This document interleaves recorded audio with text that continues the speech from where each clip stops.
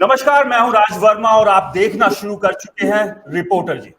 आज के हमारे इस लाइव डिस्कशन में हम बात करेंगे नो हिंसा पर और खास तौर पर कल कांग्रेस विधायक मामून खान को जमानत मिल गई है और इस सब के बीच आज गुरुग्राम के मानेसर में हिंदू संगठनों ने मोनू मानेसर के पक्ष में एक पंचायत का आयोजन किया गया।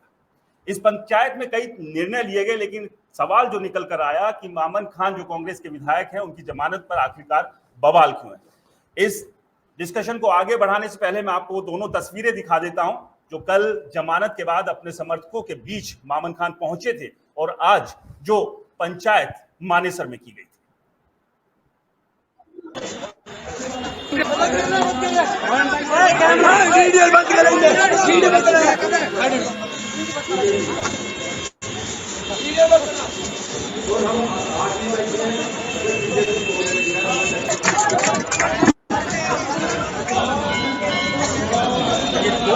आपने देखी एक तस्वीर में मामन खान जेल से रिहा होने के बाद जमानत पर अपने समर्थकों के बीच पहुंचे। समर्थकों के बीच काफी खुशी थी और उनका वहां पर स्वागत किया गया और इस सब के बीच आज मानेसर में एक पंचायत की गई थी। तमाम हिंदू संगठन वहां पहुंचे। क्या कुछ निर्णय यहां पर लिया गया वो आपको सुनवाते हैं। और विषय यह है कि मोनू के बाद में गिरफ्तार किया गया था। मोनू पर केवल एक मामले के तहत राजस्थान पुलिस ने कार्रवाई की, लेकिन एफआईआर होने के बावजूद उनको जमानत मिली। और मैं आपको बता देना चाहता हूं कि जिन लोगों ने एफआईआर दर्ज कराई थी उन लोगों के खिलाफ मेवात में जो प्रेशर बनाया गया, उस प्रेशर की मैं आपको एक कॉपी भी दिखाऊंगा। ये देखिए एफिडेविट की कॉपी मैं आपको दिखाना चाहता हूँ। ये एफिडेविट है जो उस व्यक्ति ने जिसने मामन खान के खिलाफ एफआईआर दर्ज कराई थी, उसको प्रेशर देकर उन लोगों ने मामन खान की जमानत कराने का जो काम किया है वो आप सभी सब लोगों के सामने है। लेकिन जो जमानत दी गई है वो अभी पूरी तरह से जमानत नहीं है। 8 तारीख को शायद उनको फिर पेश होना है और उसके बाद 18 तारीख तक उनको जमानत है।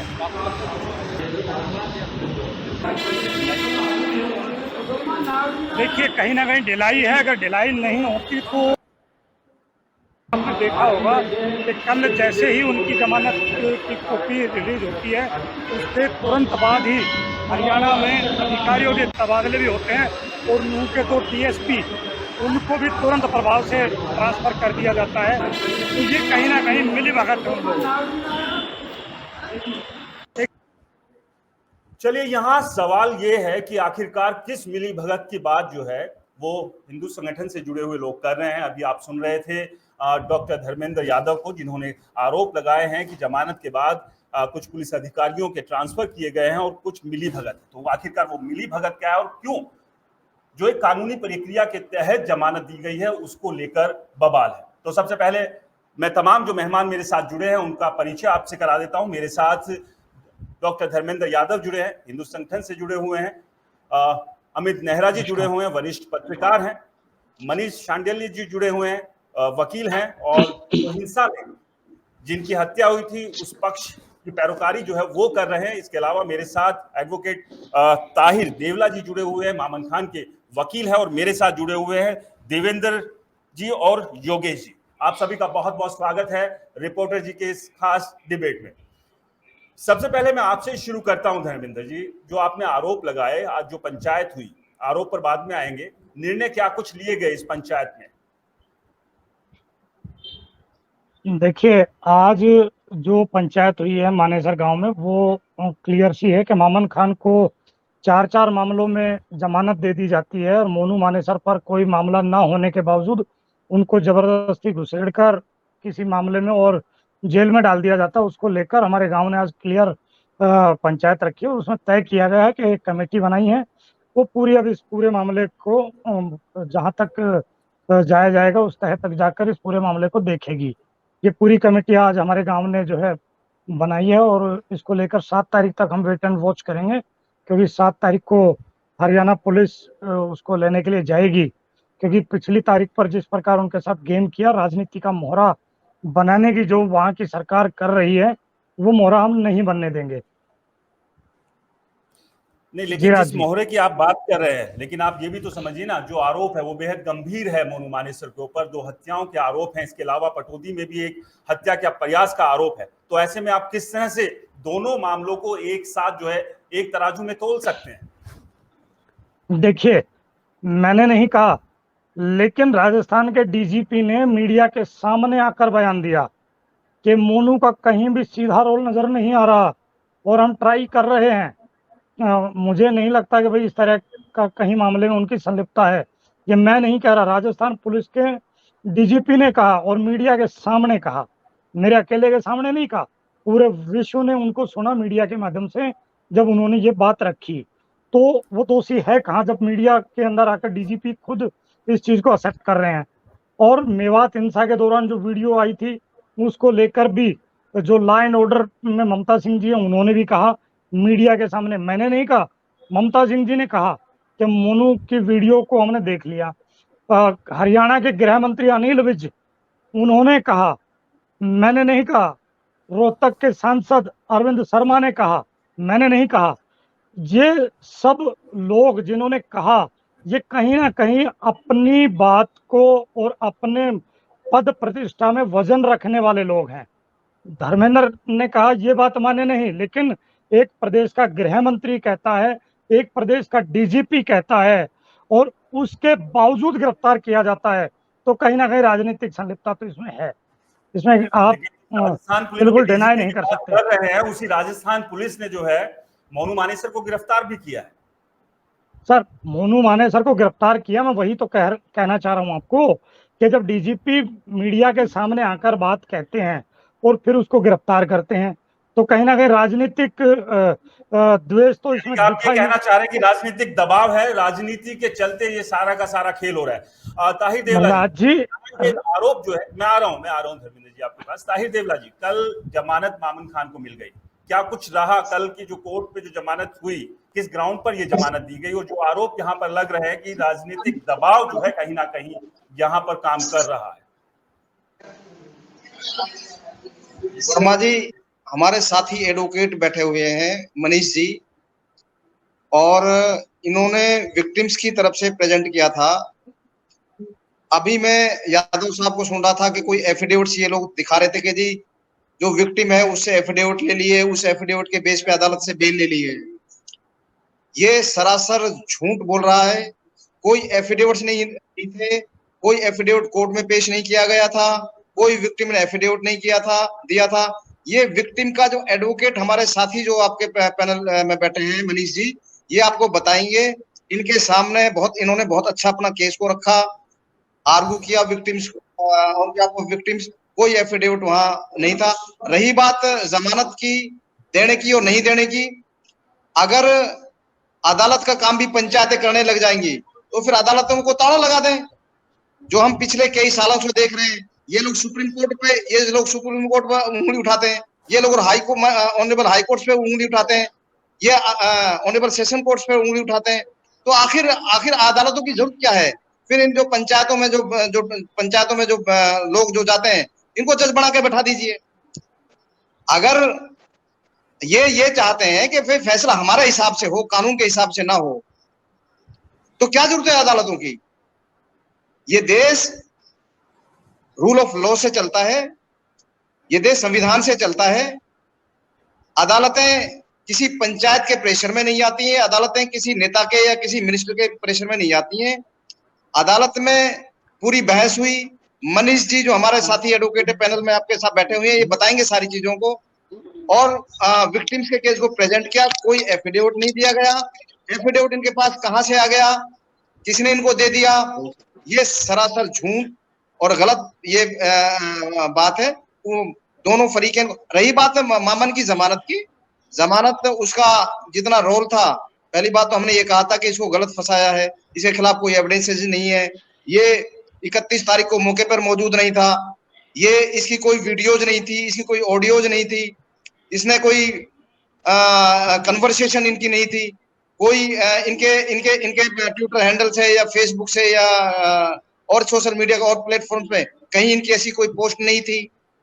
तो ये लेकिन फिर भी एक राजनीतिक दबाव में जो सरकार का जो फेलियर रहा, पुलिस का प्रशासन का जो फेलियर रहा, हमने तो ये कहा है कि इसको बलि का बकरा बनाया गया है, इसके खिलाफ कोई एविडेंसेज नहीं है, फर्स्ट डे से एविडेंसेज नहीं थी।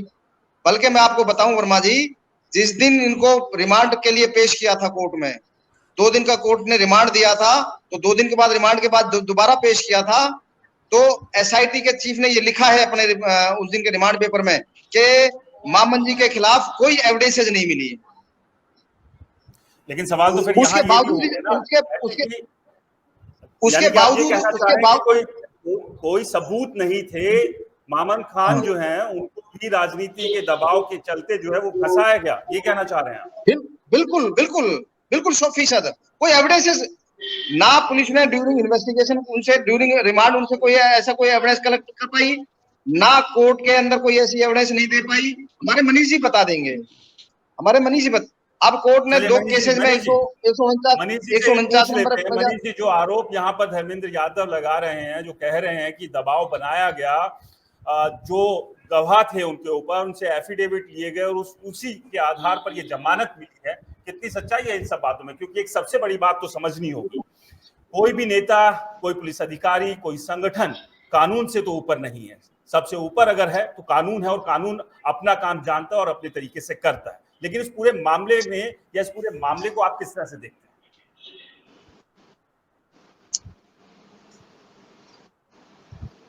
मनीष जी, क्या आप मेरी आवाज सुन पा रहे हैं? शायद आपकी आवाज मुझ तक नहीं पहुंच पा रही है, कुछ तकनीकी नीचे से खोल लें, नीचे शायद आपने माइक ऑफ कर रखा है।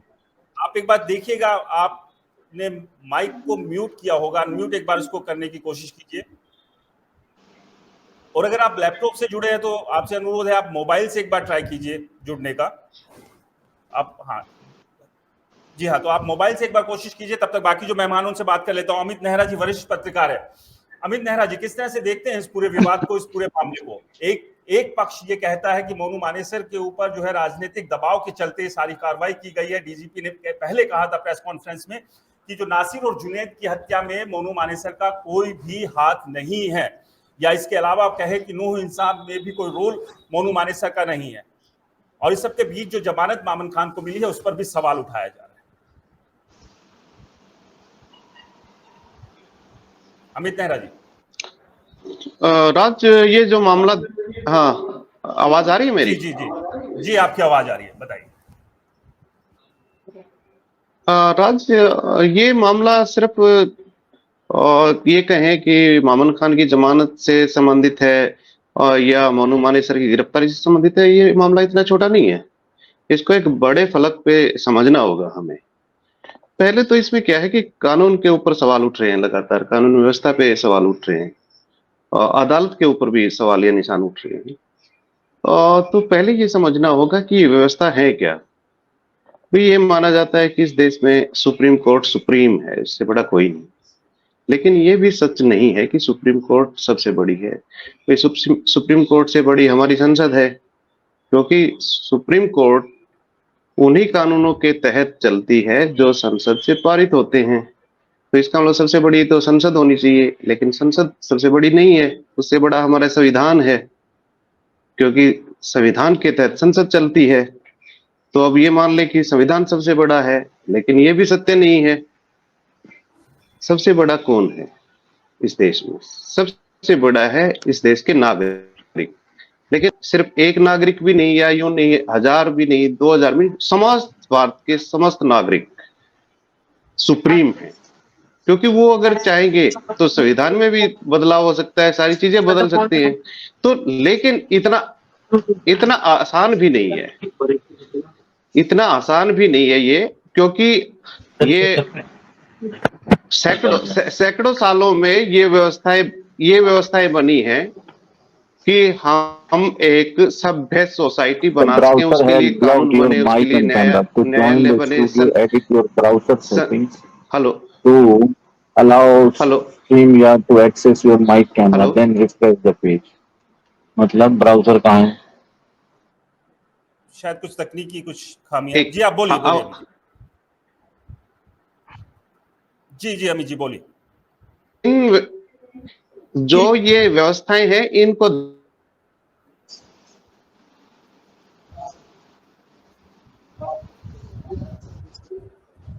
पक्षों के लिए लोग जुड़ रहे हैं, अपने अपने तर्क दे रहे हैं, लेकिन अंतिम फैसला कोर्ट को करना है। अब बात आती है मामन खान की जमानत की, बेल की।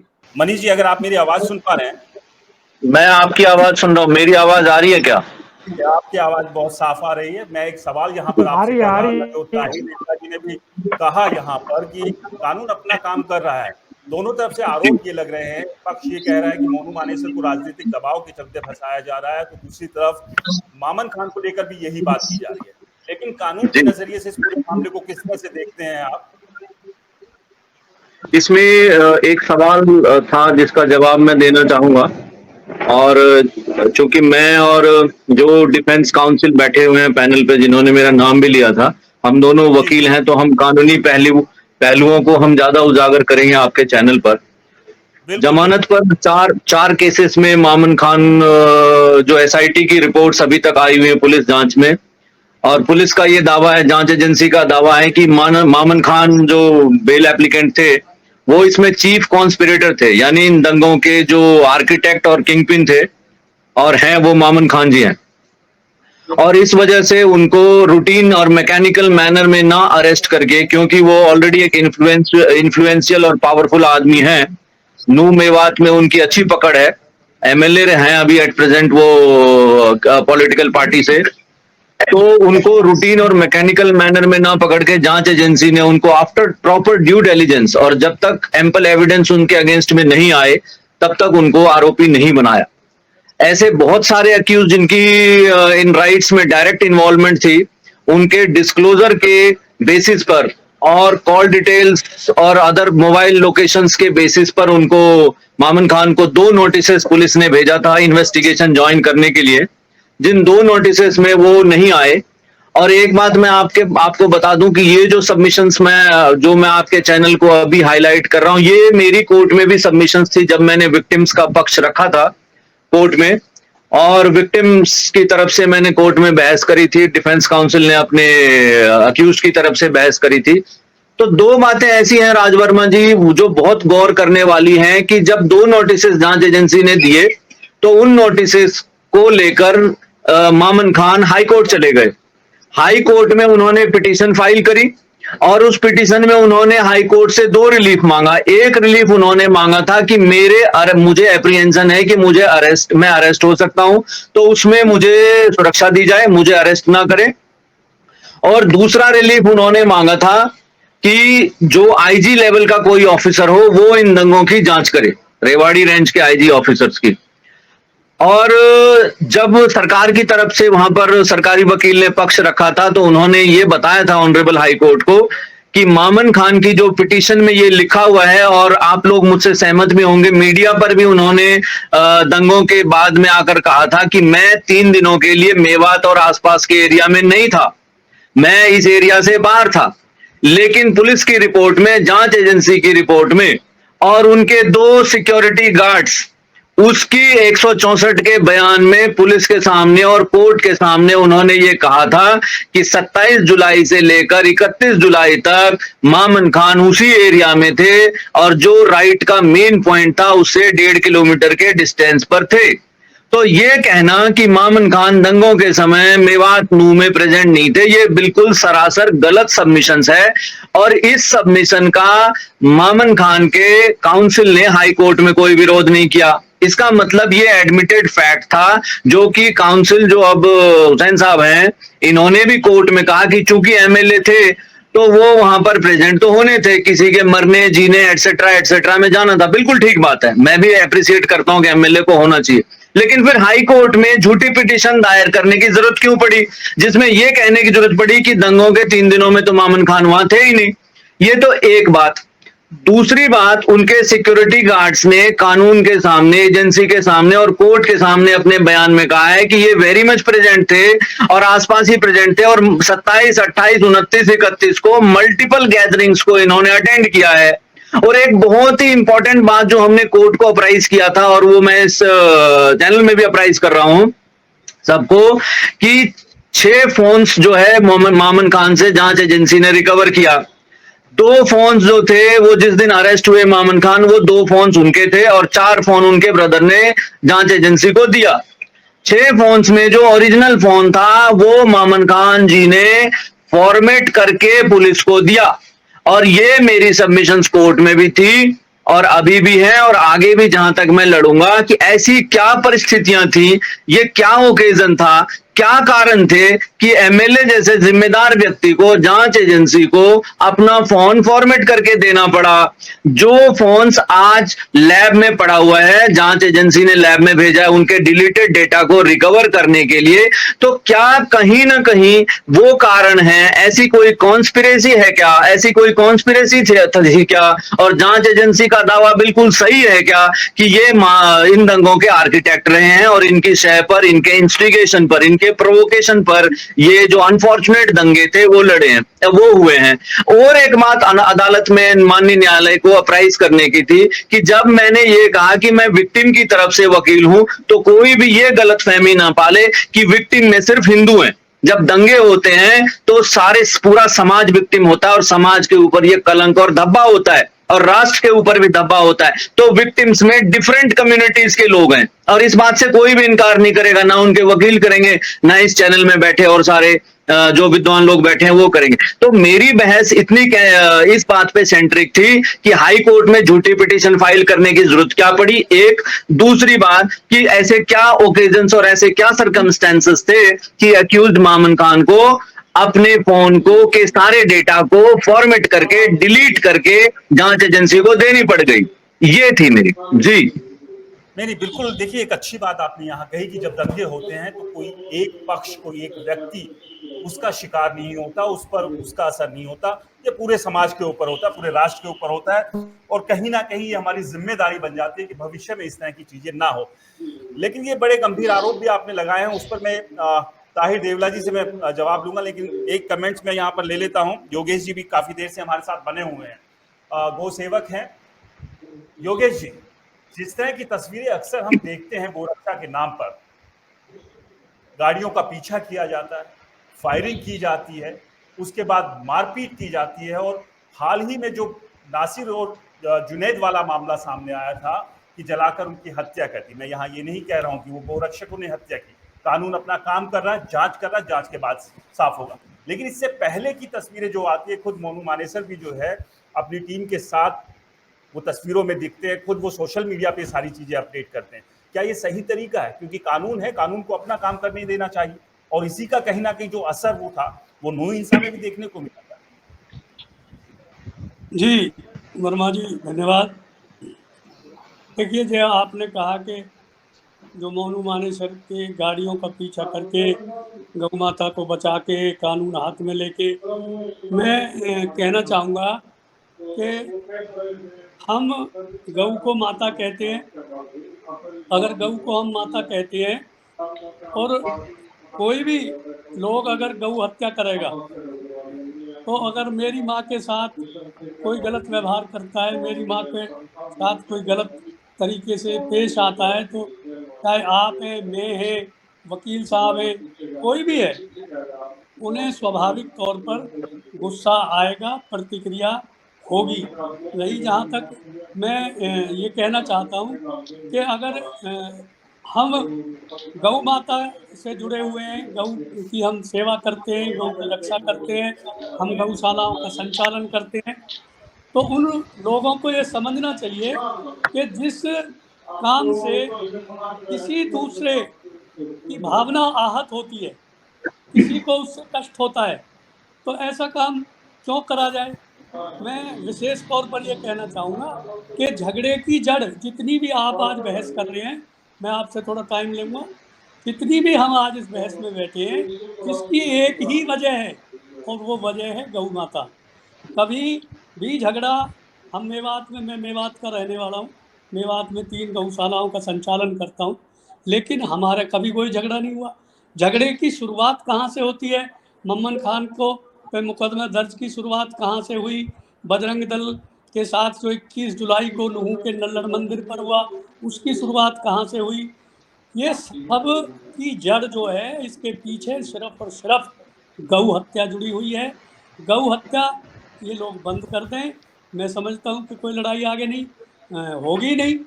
उस दिन भी जो कांड, जो जिस तरह से घृणात्मक कार्य हुए, जिस तरह से नृशंस हत्याएं की गई, वो सारे देश ने देखा, सारी दुनिया ने देखा। हमारे देश की बदनामी हुई। हमने उसके लिए फिर जब भी, मैं एक बात का ज़रूर जवाब देना चाहूँगा, अपने ताहिर देवला जी कह रहे थे कि अगर पंचायतों से फैसले होने हैं तो जज की, अदालत की क्या ज़रूरत है। कई बार ताहिर भाई ऐसे वाक़ये हमें, आपको, आप भी उन पंचायतों में शामिल रहते हैं, कई चीज़ें ऐसी हो जाती हैं, मेवात में भी पंचायत होती हैं और कहीं भी पंचायत होती हैं, और उन पंचायतों को हम अपना पक्ष लेके प्रशासन से, सरकार से उन चीज़ों को लेके जाते हैं और प्रशासन उन पे गौर करता है, प्रशासन उन पर सुनवाई करता है। अगर पंचायत से फैसला नहीं होना था तो बड़ौदा में एक बहुत बड़ी पंचायत का आयोजन किया गया। 13 अगस्त को जो ब्रजमंडल यात्रा खंडित हुई थी, उसके एवज में हमने 13 अगस्त को एक पौंडरी में बहुत बड़ी पंचायत का आयोजन किया था और उसके परिणाम ये मिले थे कि उस यात्रा को, उस जलाभिषेक को दोबारा प्रशासन ने पूरा कराया था। तो पंचायतें अपनी अहमियत रखती हैं। मैं कोर्ट का कहीं ये नहीं कह रहा हूँ कि मैं कोर्ट का सम्मान नहीं करता हूँ या कोर्ट कहीं हमारे लिए कोई कोर्ट की अहमियत नहीं है, लेकिन समाज, सम्मान, पंचायत, इनकी अपनी जगह बहुत बड़ी अहमियत है। मैं तो यही दोहराना चाहूँगा कि ये सब झगड़े के पीछे मोनू मानेसर क्या गलत काम करता है। मोनू मानेसर अगर गौ रक्षा करता है, मोनू मानेसर गऊ की सेवा करता है, तो मोनू मानेसर ने क्या गलत किया है।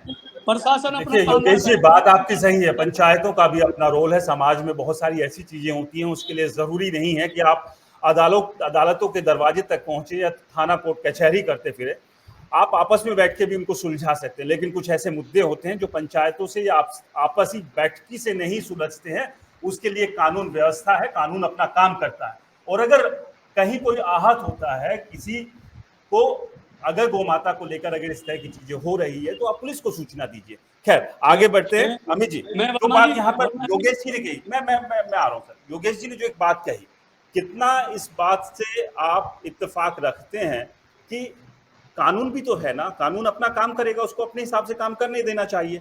लेकिन इस सब के बीच जिस तरह की तस्वीरें देखने को मिलती है और उसके बाद फिर नूह हिंसा जो देखने को मिली, यहाँ देखिए दोषी कौन है कौन नहीं, कानून अपना काम करेगा। मोहम्मद खान ने जिस तरह से विधानसभा में जो बयान दिया था, वो अपने आप में एक बड़ा बयान था, और विधायक रहते हुए तो खास तौर से। अमित जी,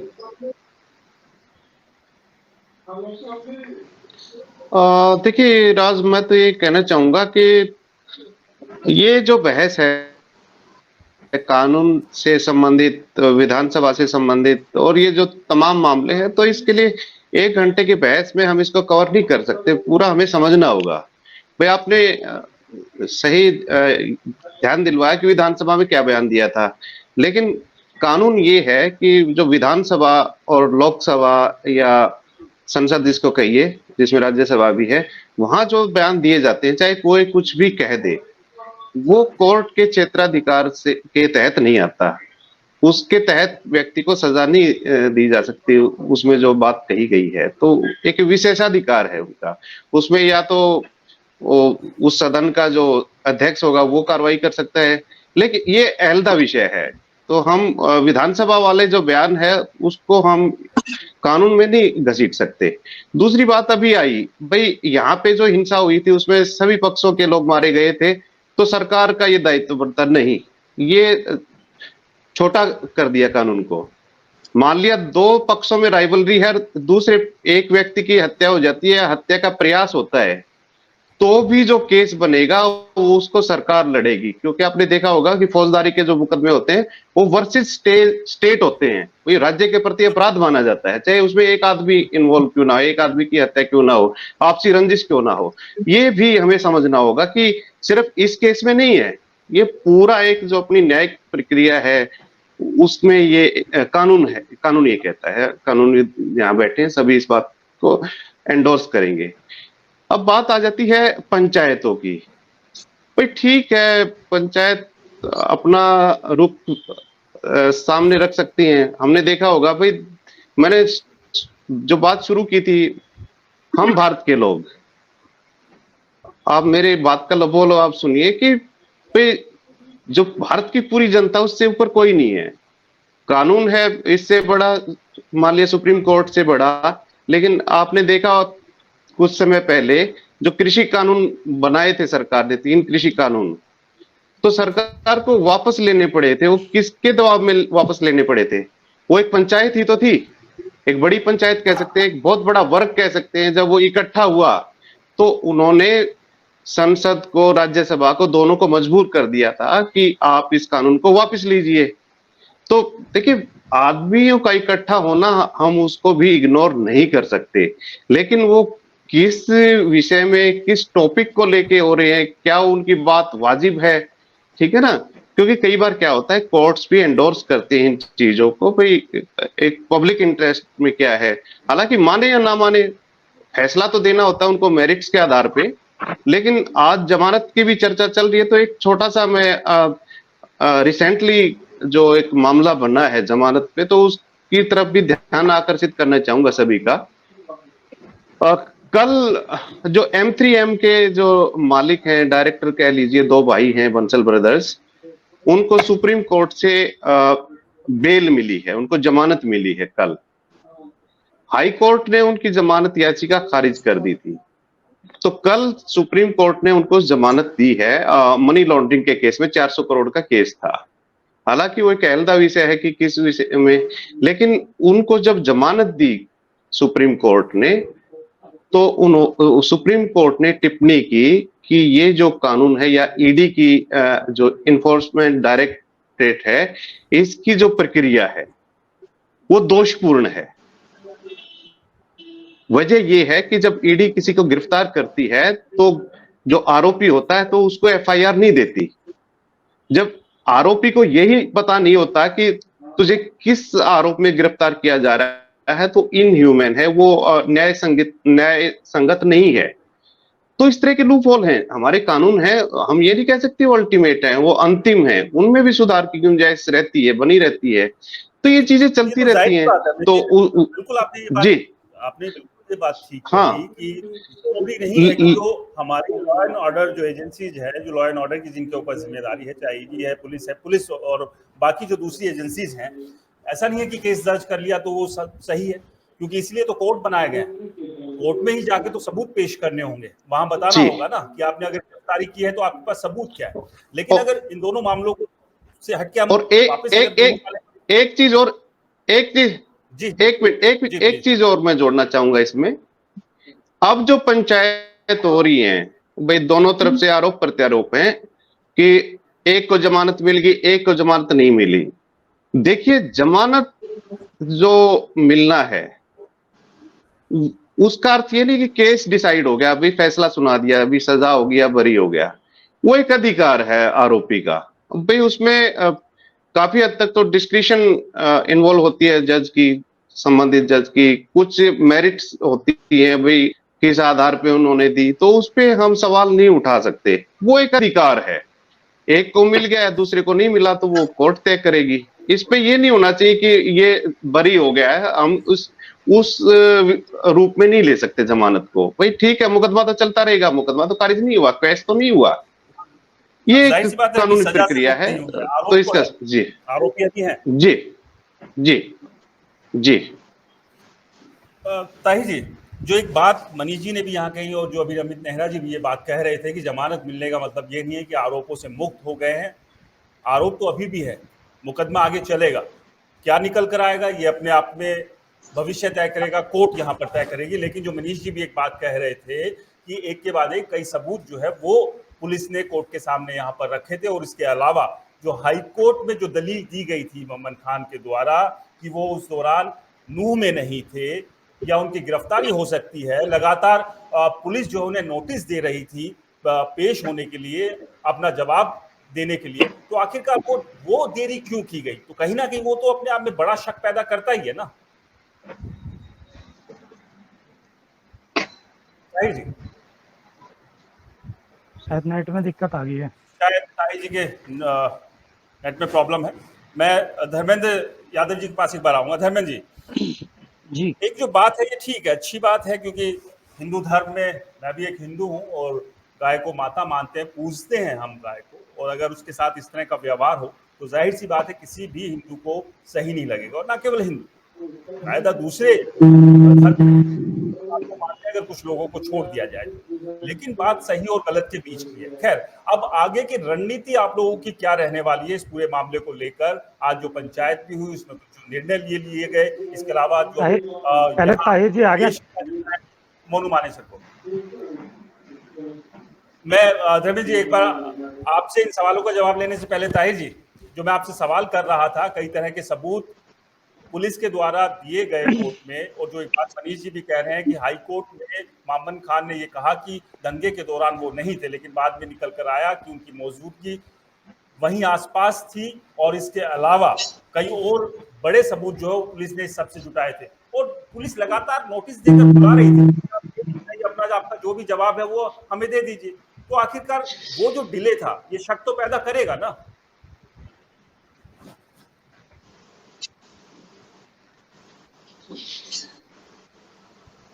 ताहिर देवला जी सुन पा रहे हैं आप?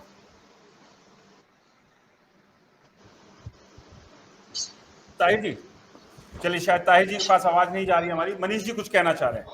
हाँ, मैं थोड़ा सा ऐड कर देता हूं और फिर मैं आज के लिए परमिशन लूंगा, कहीं एक अर्जेंट मीटिंग में जाना।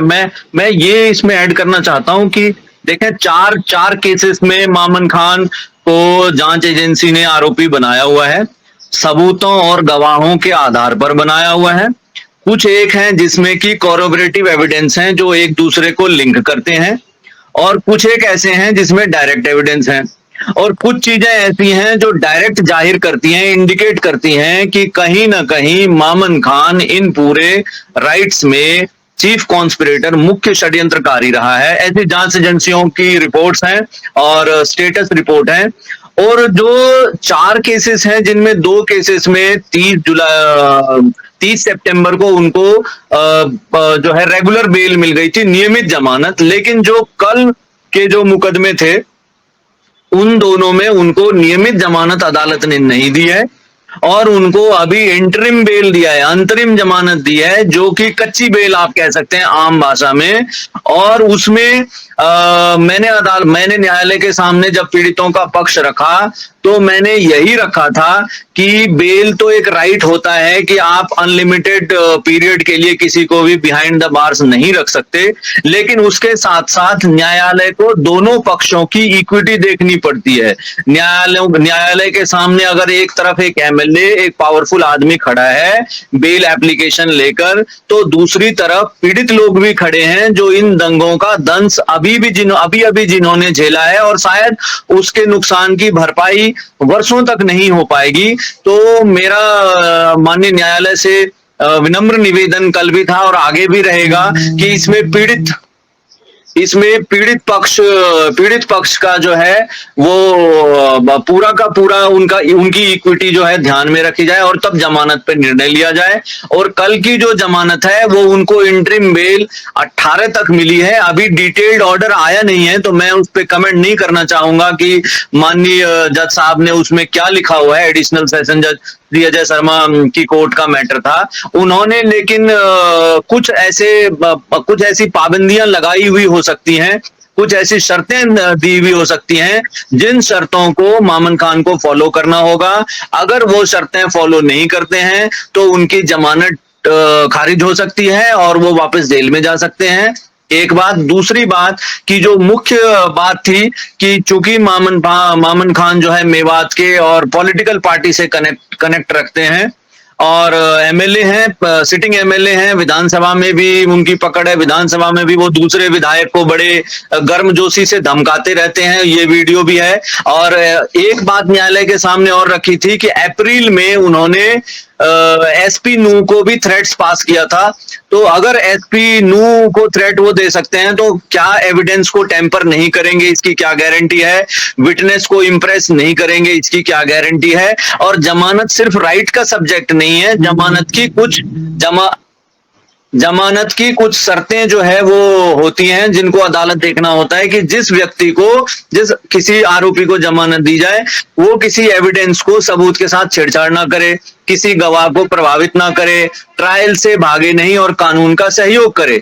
और मेरी सबमिशन, मेरी दलील कल यही थी कि प्री अरेस्ट, अरेस्ट से पहले भी मामन खान ने जांच एजेंसी को सहयोग नहीं किया है और अरेस्ट के बाद भी सहयोग नहीं किया है, क्योंकि आज भी जो फॉर्मेटेड फोन है उनका ओरिजिनल फोन है जो डेटा रिकवरी के प्रोसेस में है, उसमें से डेटा रिकवर होकर आ जाते हैं। पता चल जाएगा कि किन किन लोगों के संपर्क में थे भी या नहीं थे। मैं ये नहीं कहता कि मामन खान दोषी हैं इस स्टेज पे, जब तक ट्रायल नहीं हो जाता, और यही हमारे कॉन्स्टिट्यूशन का फंडामेंटल प्रिंसिपल है कि जब तक आरोप साबित कोर्ट में ट्रायल के बाद नहीं हो जाए तब तक कोई दोषी नहीं है। लेकिन अगर कोई लॉ अबाइडिंग सिटीजन है तो उसका फर्ज बनता है, और खास करके अगर वो एमएलए एमपी जो कानून बनाने वाले हैं, उनका ये फर्ज था, उनका ये फर्ज है और उनका ये फर्ज होना चाहिए, वो आगे बढ़कर आदर्श प्रस्तुत करें, कानून का सहयोग करें।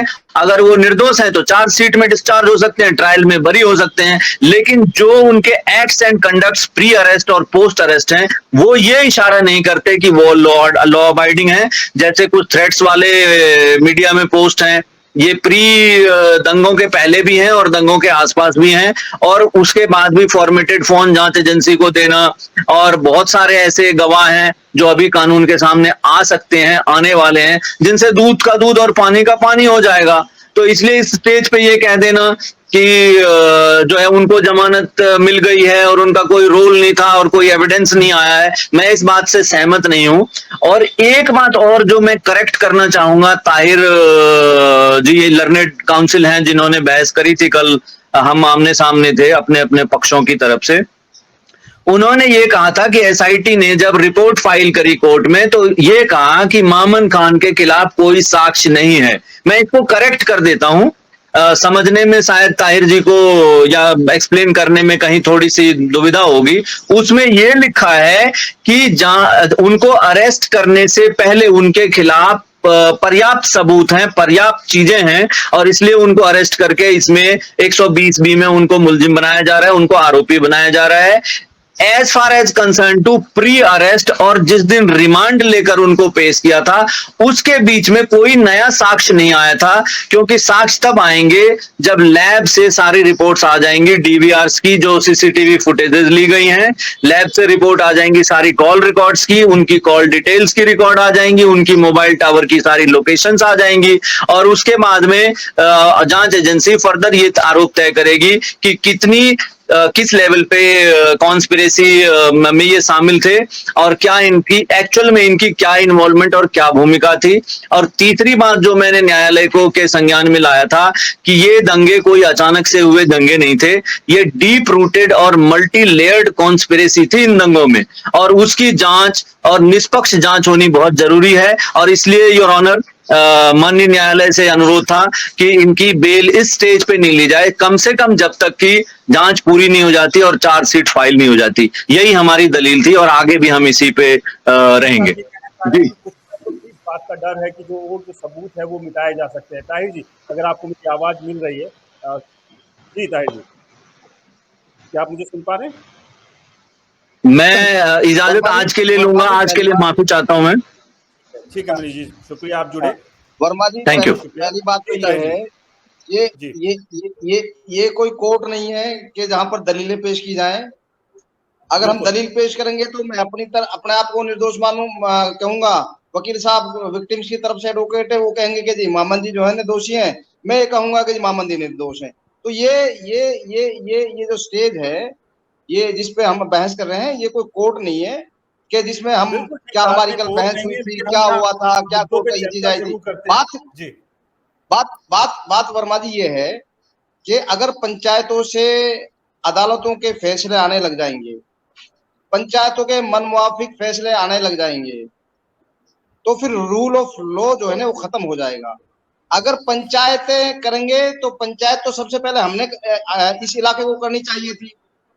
जो इस केस का मास्टरमाइंड था बजरंगी, जिसने वीडियो बना करके लोगों को उकसाया था, जिसने दंगे कराए, जो दंगों का सही मायने में मास्टरमाइंड था, उसके खिलाफ एफआईआर किसी आम आदमी ने दर्ज नहीं कराई थी वर्मा जी, उसके खिलाफ एफआईआर दर्ज करवाई थी एडिशनल सुपरिटेंडेंट ऑफ पुलिस ने, और वो मुकदमा दर्ज कराया था 395 397 के बहुत सीरियस एलिगेशंस थे, जिनमें जमानतें आमतौर पर एक आम आदमी को फंसा दिया जाए तो 5-5 6-6 महीने जमानत नहीं होती हैं, लेकिन अदालत ने उनको बेल दी, 15 दिन के अंदर बेल दी। अदालत की डिस्क्रिप्शन थी, अदालत को ऐसा लगा होगा कि इनके खिलाफ कोई एविडेंसेस नहीं है, इनको बेल दी जानी चाहिए।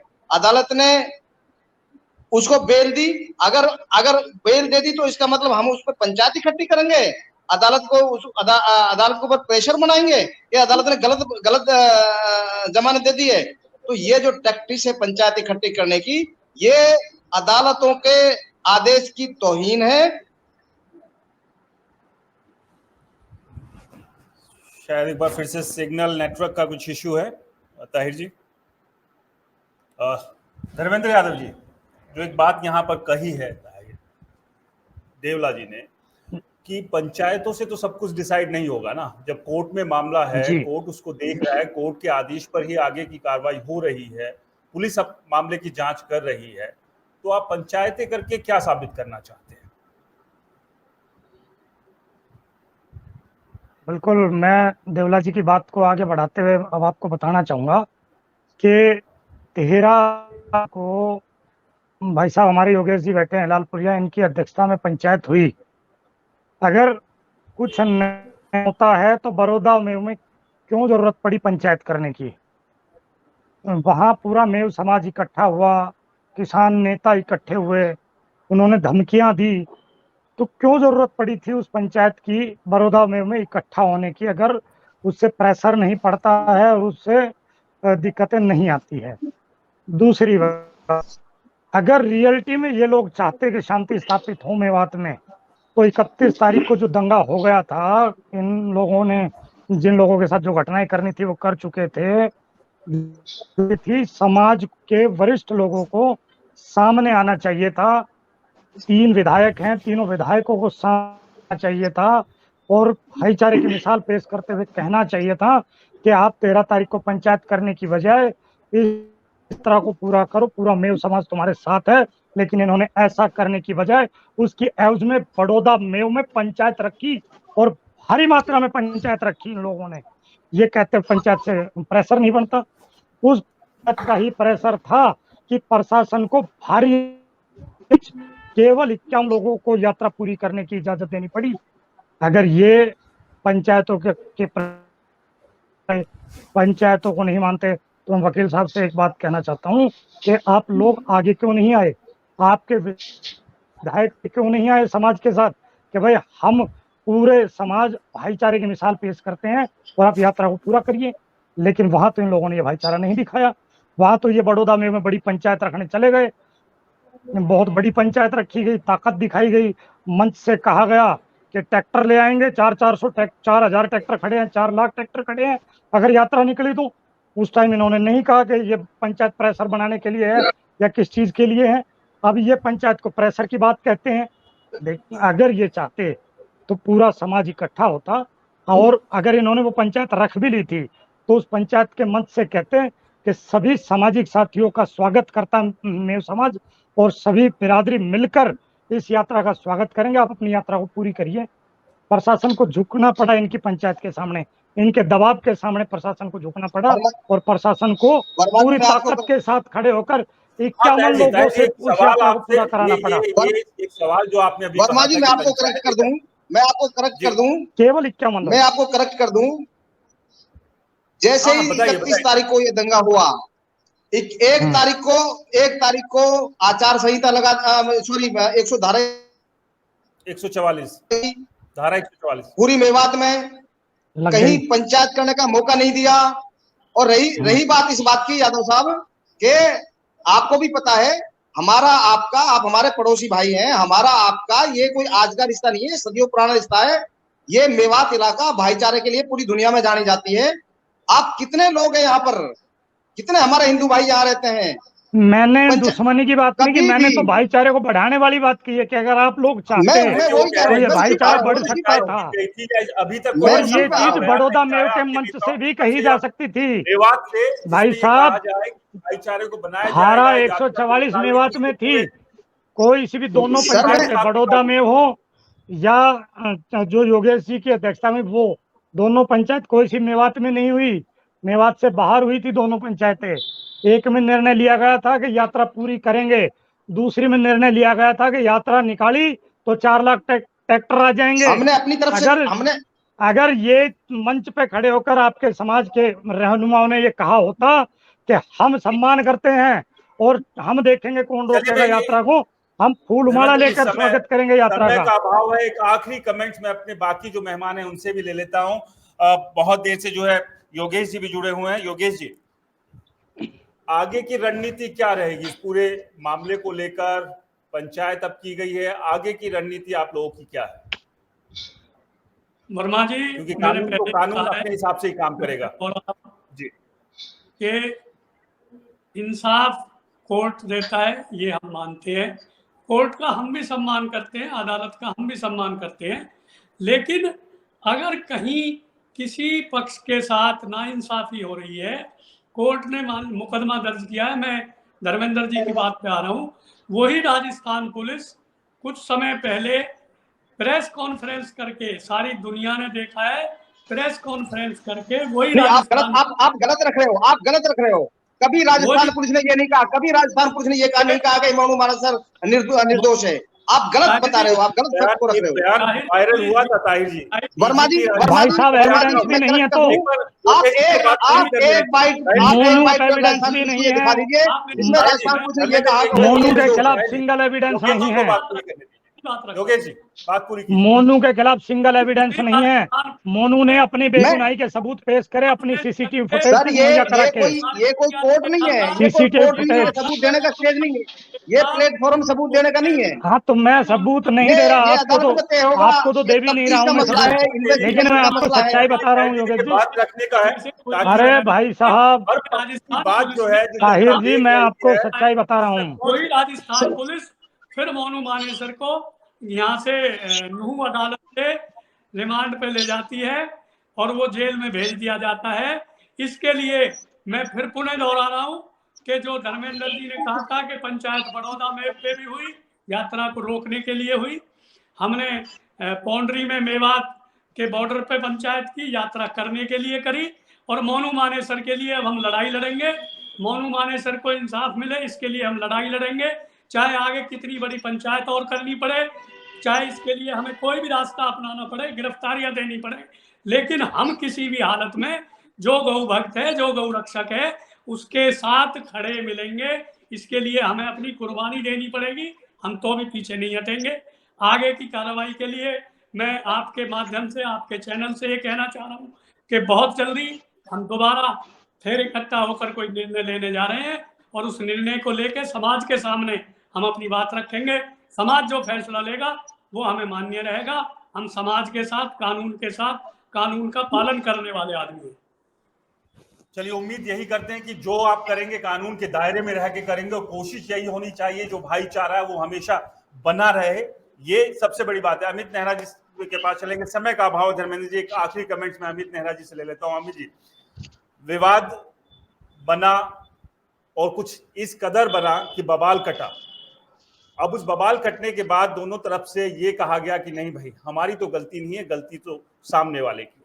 दोनों पक्षों ने अपनी अपनी बातें रख दी, लेकिन कहीं ना कहीं तैयारियां जहां उस यात्रा की थी, तो क्या तैयारियां उस यात्रा के ऊपर हमले की भी थी। तो ये तमाम तरह की तस्वीरें भी हमने उस दौरान देखी। लेकिन अब आगे क्या, किस तरह से देखते हैं आगे की तस्वीर को आप, अमित नेहरा जी?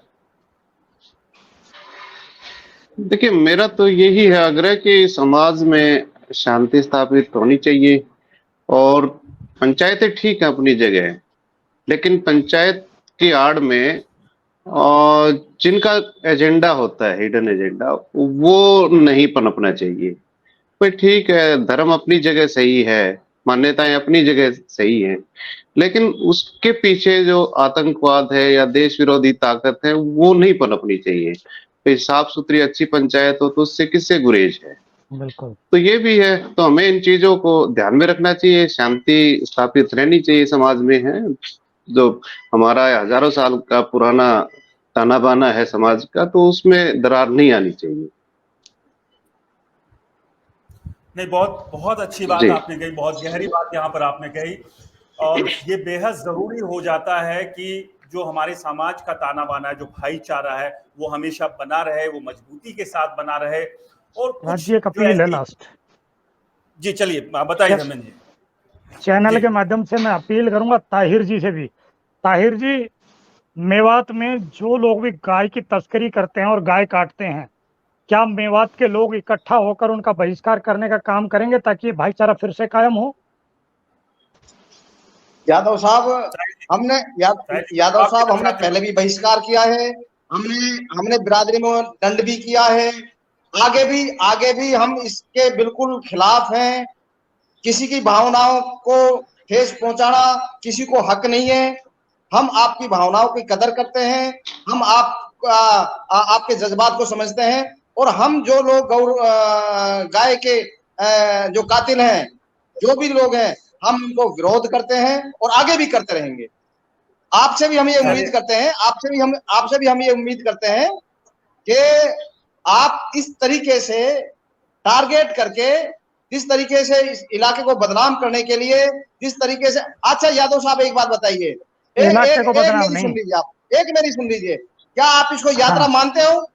जिस यात्रा में हथियार लहराए जाते हो, जिस यात्रा में तलवारें लहराई जाते हो, जिस यात्रा में SLR लहराई जाती हो, जिस यात्रा में राइफलें लहराई जाती हो, और जिस यात्रा में दूसरे धर्म को टारगेट करके धार्मिक नारे लगाए जा रहे हो, क्या आप उसको यात्रा कहोगे?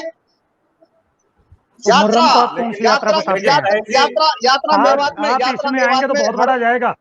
मुहर्रम में तलवारें भी लहराई सर, जाती है, मेरी मुहर्रम में एक सुन लो बंदूकें भी लहराई सर, जाती है, तो मुहर्रम को आप प्लीज सर, क्या एक सुन कहेंगे लो बताएं? देखिए सर, आप एक सुन लो। धार्मिक, देखिए, मेवात हम में बात को यात्रा हमेशा भाईचारे की से तरफ होती ले रही जाएं है, और आप मेवात में यात्रा हमेशा से होती रही है, आप मुहर्रम भाईचारे को के साथ कौन होती सी रही है, यात्रा हम मानते हो फिर यात्रा का मुझे स्वागत बताइए। करते रहे हैं, आगे भी यात्राएं सर, निकलेंगी, हम स्वागत तलवारें करेंगे। मुहर्रम में लहराई हम जाती है, आप कौन सी यात्रा कहेंगे उसको? हमला कर दिया जाए। आप तमाम मेहमान सर जुड़े, आपका बहुत बहुत शुक्रिया। और हम तमाम लोगों नमस्कार। से यही अपील करेंगे, रिपोर्टर जी ये अपील करेगा कि जो भाईचारा है वो हमेशा बना रहे। और सबसे बड़ी बात ये कि जो कानून है, बहुत कानून अपना काम अपने तरीके से करेगा, उसके लिए कोई दबाव नहीं होना चाहिए किसी भी तरह कि ये कोशिश नहीं होनी चाहिए कि नहीं कानून गलत कर रहा है। कानून को पता है क्या सही है और क्या गलत है। फिलहाल इस लाइव डिस्कशन में इतना ही, लेकिन आपको अगर ये डिबेट अच्छी लगी कमेंट्स कीजिए, लाइक कीजिएगा और रिपोर्टर जी चैनल को सब्सक्राइब करना मत भूलिए। नमस्कार।